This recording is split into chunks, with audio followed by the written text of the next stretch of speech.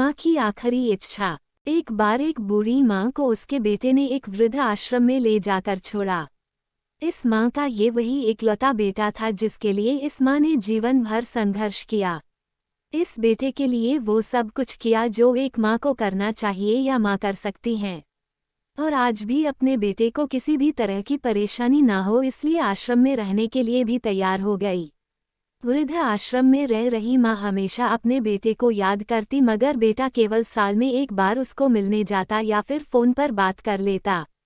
कई साल बीत गए। वृद्ध आश्रम से बेटे को एक दिन फोन आया। उन्होंने कहा, बेटा जल्दी से आश्रम आके अपनी माँ से मिल लो, वो बहुत सीरियस है।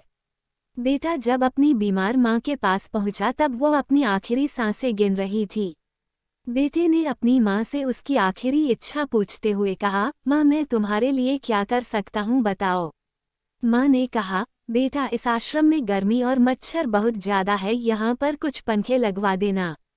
फ्रिज ना होने की वजह से यहाँ पर हम बूढ़ों को कई बार भूखे पेट ही सोना पड़ता है, क्योंकि किसी ने दिया हुआ खाना खराब होने से नहीं बचा पाते।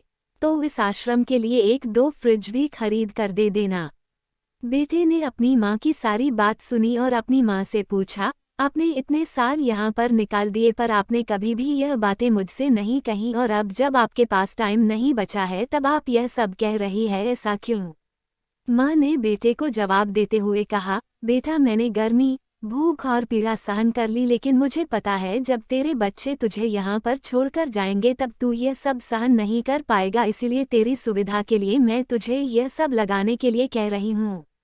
दोस्तों, माँ की ये आखिरी लाइनें किसी भी बेटा या बेटी की आंखें खोलने के लिए सक्षम है।